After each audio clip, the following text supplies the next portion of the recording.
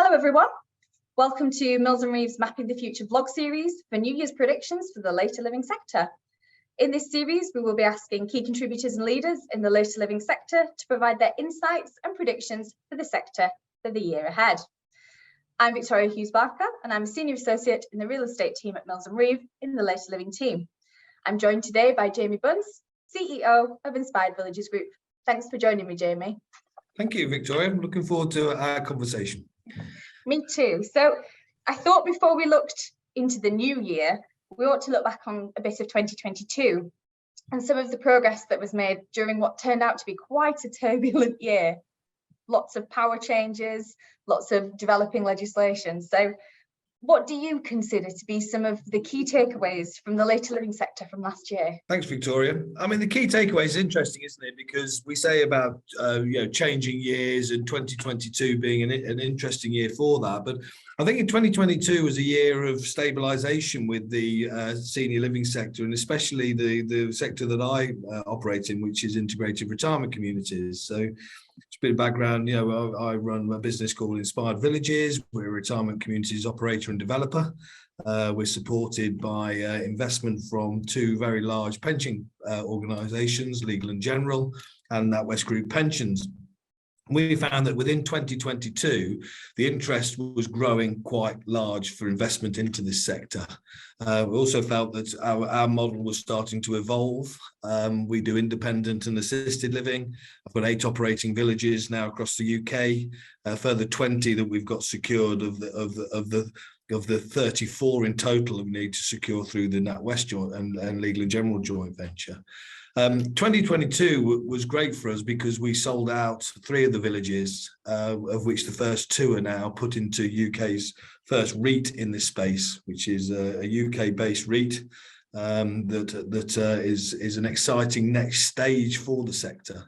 Our stabilised platform has generated sales over target in terms of average selling price and quantity in both sales, rentals, resales and re-rentals. So for us, we've had a stable year and a year then we can build on for next year. And whilst the end of the year through the Q4 revaluations has still generated a above target return to our investors. So it was a stable year for us overall, Victoria. Because I think for a lot of people, 2022 didn't really present kind of the smoothest transition from kind of the very post-lockdown, very stagnant kind of situation for retirement villages and integrated retirement villages, or for the wider economy. But I think towards the end of the year, there was a bit more stability in the market. And I think obviously we had the ARCO-sponsored Mayhew report that was published, and we've also had the new planning consultation launched by the Department for Levelling Up Housing and Communities, which is not a mouthful, both in an attempt to kind of raise awareness and address this need for the future proofing for retirement villages in the UK and retirement homes in general. So kind of taking that into account and your own experiences that you can draw upon in this sector, what are your kind of New Year's predictions for 2023? What do you see happening? Okay. So for starters, I think the amount of white papers, new reports, Mayhew review, etc., just showed you the increased interest into this emerging yet still nascent sector. When you're starting to see much more in the press about the benefits of people living in supported accommodation as they age, and the lack of supply into that. I mean, many reports sort of highlight the current demography shift of those over 65, reaching to nearly 18 million people by 2040. Over 80s are doubling in that time, yet the supply is still down to 7,000 to 10,000 new apartments per year. So the sort of wider economic influences and demography shift actually work in favour for the sector to continue to evolve. Investment into the sector through long-dated cash as well as external and international investment is large and growing. There's a shortage of operating platforms is the challenge that people are facing as they're looking into the sector, and therefore operator-led initiatives have to be the mainstay of that. And for me, as we look at it, the long discussed task force is something that is becoming more and more discussed. And I was actually at an event at the House of Lords on Monday of this week, launching a shared ownership paper that Lord Best had chaired, and the housing minister attended, spoke very positively about the task force and the need for us to have a greater influence to generate change. So I see that being a really, really positive influence, really, for what we're doing. As I say, because we're long-term owner operators of assets, the green agenda is high on what we do. So an aspiration was is to continue to generate long-standing investment options. And for us, it's then offering the build, rent, resale, re-rent, really, and then continuing to offer a product that is actually suited to our customer more than just something that we can do or something that an investment angle can do. So it's got to be very customer centric. I do think part of that is, as you've said, it's that education piece. And I think a paper showing this shared ownership and how it works and getting investors more comfortable with how this sector works, which has obviously been one of the great barriers that we've had, can only do better. It can only kind of increase investment and also opportunities for operators. Agreed, totally agree. So kind of staying with those predictions, what are IVG's aspirations for 2023? So for us, I mean, we're going to continue to build on the strong foundation that the last sort of 6 years has generated. We have, as I say, 8 operating villages across the UK. We've got 1,050 residents living with us. We have secured schemes with planning now for a further 1,800 apartments, again across the UK, with a committed development for around about 5,100 that we should achieve that in planning, and therefore it's just delivering on execution over the next few years. I'd say is that we continue to sort of build the momentum. Last year, and whether this changes into the new year, the market didn't necessarily slow down for us. So we hit target on sales, resales, relets and rent. We see that continuing. Early indications from this year, albeit we're only just into this year, are that's maintaining. We don't see cancellations. We're seeing the associated sales slowing things down a little bit, but not a lot. Savills put out their predictions a few weeks ago, and I quote, they said that the needs-based market should do well. So when we look at that and we look at the sort of opportunity for an operator-led initiative for people to go and live in, focused around health and well-being, be something that should shelter many from whatever this recession brings us. So obviously we've had a bit of a turbulent government over the last kind of few months or to a year. So what would your request? We've obviously got the task force that we've been requesting for a long time, but what would be another of your kind of requests to government, if any, to aid growth for 2023? I think there's got to be an understanding of planning support for our developments. We have and see a growing appetite of investment in, so the capital coming into the sector to help support this growing demand and this point of inflection that we talk about, where the baby boomers will come in, and therefore there's been a steep growth in people coming into the age bracket who want to live in these spaces. Bearing in mind that our average age is 80 now, so this is not 65-year-olds. This is people in their 80s to 90s. And I see that if we can have planning support to help us guide through the process of planning, that would simplify and probably take a few years off the time it takes us to go from securing a piece of land to actually becoming operationally ready. So I think alongside the task force has to be planning legislation finally to be changing in our favour, and for people to sort of understand the benefits, the socioeconomic benefits that's created by developments that are specific for people of a certain age onwards. I think my planning colleagues would definitely agree with you there. And I know one of my colleagues has been looking quite closely at the planning consultation, and she's very excited by that, but very guarded, I think. I think we're just very cautious, aren't we, as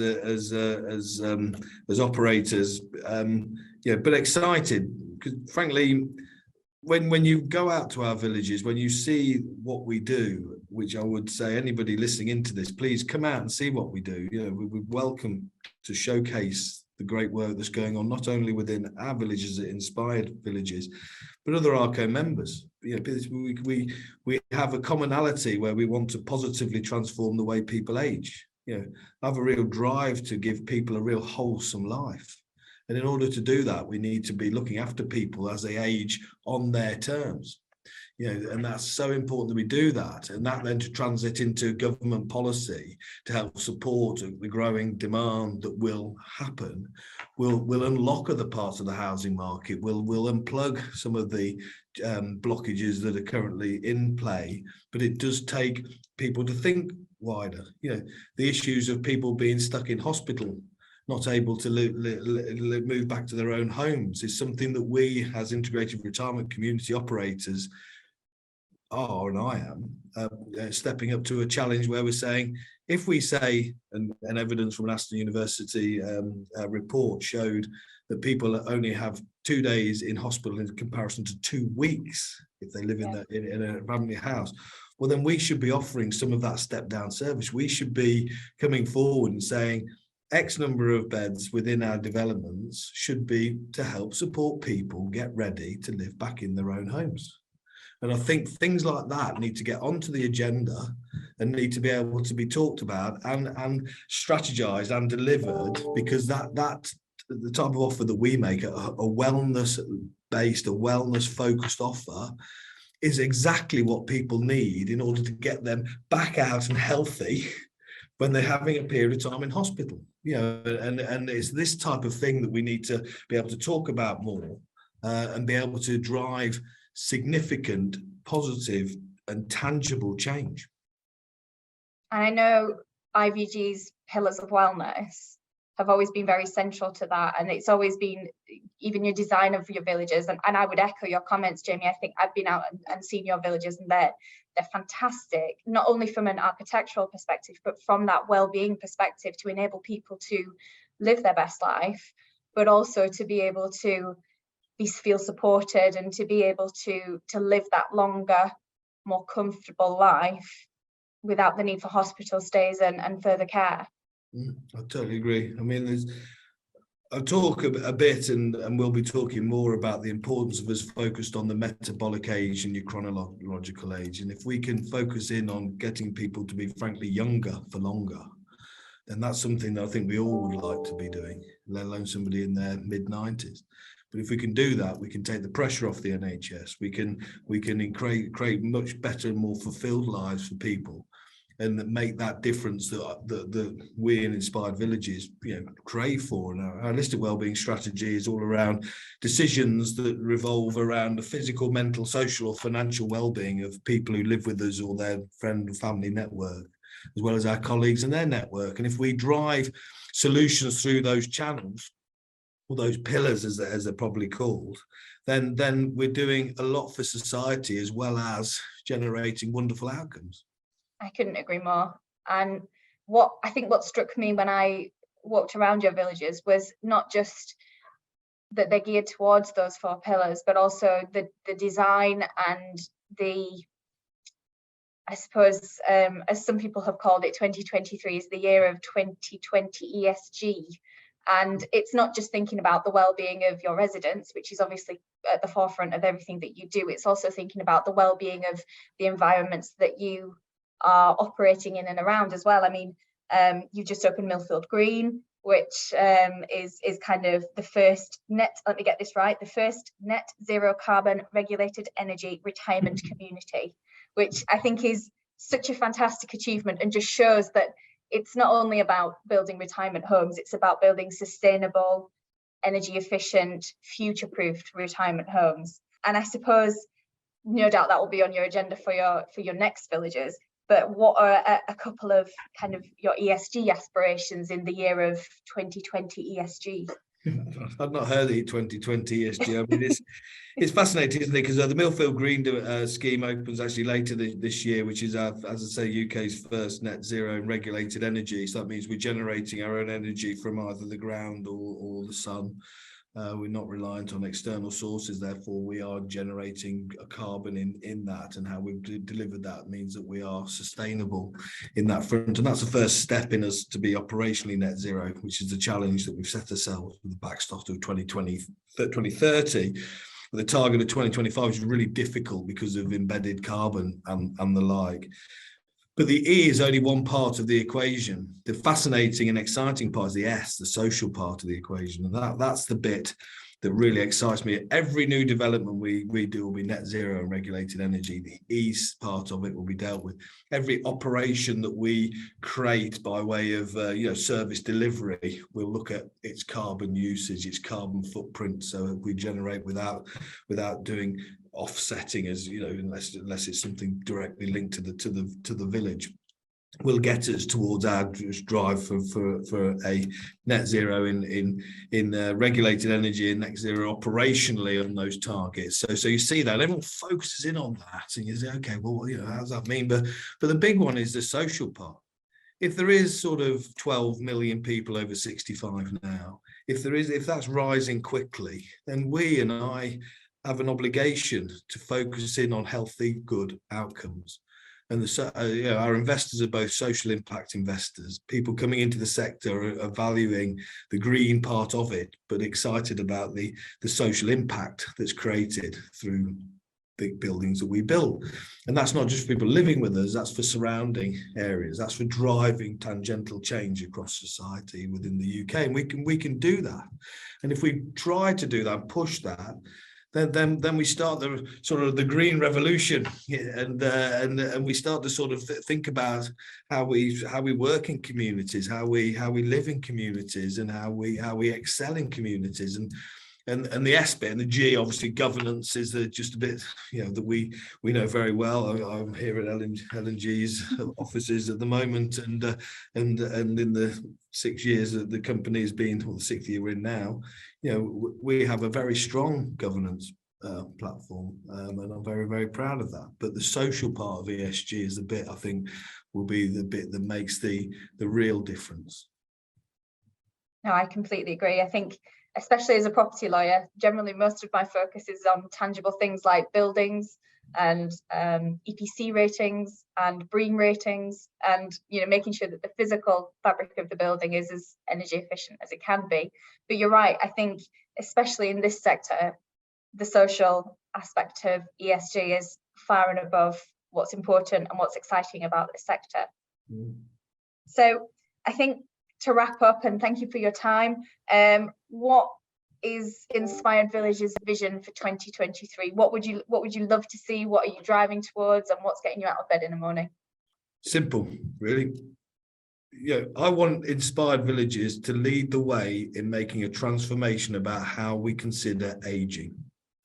I want it to be important that we remain purposeful and wholesome in everything we do, and I can affect that in the built form, and for everybody that gets involved in this business by way of customers, potential customers, colleagues, their families, and everybody that's associated with our villages. It's really important that we focus on making positive, tangible changes to the way in which people think about getting old.